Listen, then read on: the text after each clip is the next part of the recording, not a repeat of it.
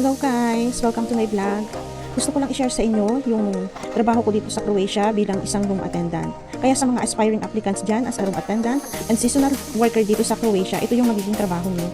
Pinapakita ko lang sa inyo para meron kayong idea at makatulong sa inyo and makaprepare na din sa dadatnan yung work dito sa Croatia.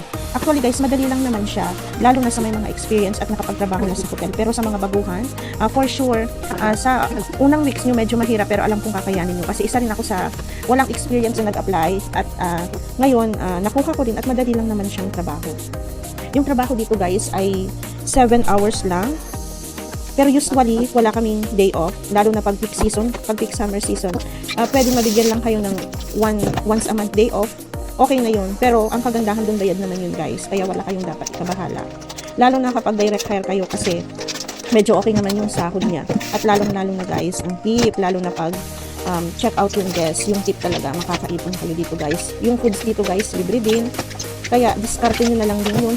Minsan kami guys, nag-take out na lang din kami ng foods galing sa hotel para hindi na kami magluto. Kaya yung sahod nyo, kung matipid kayo guys na maiipon nyo talaga yung sahod nyo at malaki din siya guys. Tsaka marami kang time for yourself kasi 7 hours na lang yung work. Kaya sinasabi dito sa Europe, ang trabaho, masasabi natin, mabigat siya kasi physicalan talaga dito sa hotel. Pero meron siyang work balance. Talagang after work, sayang-sayo mo yung oras mo. Yun lang guys, ganyan lang.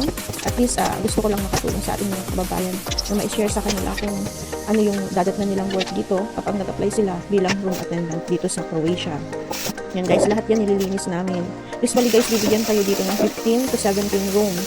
Usually dyan, meron kayong 5 to 7 rooms na general cleaning na dapat matapos mo yan within 7 hours. Kaya guys, kailangan talaga before kayo pumunta dito, talagang healthy kayo. At yun, always pray na lang guys para sa mga aspiring applicants dyan para makapunta na kayo dito sa Croatia. Sulit guys kasi ang makikita mo namang tanawin sa labas, sobrang ganda kung isa kang nature lover guys, magugustuhan mo dito sa Croatia. Lalong-lalo na pag na-assign ka sa seaside, ang ganda-ganda dito guys, lalo na yung sa gilid ng dagat. Saka yung dagat dito guys, pag gusto mong swim, walang entrance fee, it's free.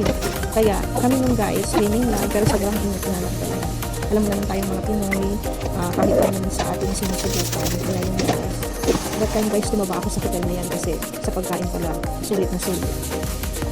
Yun guys, sana makatulong sa inyo at by the way guys, yung pinagkakabawan ko palang hotel, isang 5-star hotel yan na nasa Tokyo. And guys, yung trabaho namin. So after that, yung pinakalas kong ginagawa dyan guys, ay yung mga vacuum. And check din yung lahat ng opening arrangement, yung pagkakaalis ng mga accessories naman sa hotel, before kayo lumabas. Guys, yun lang. Thank you!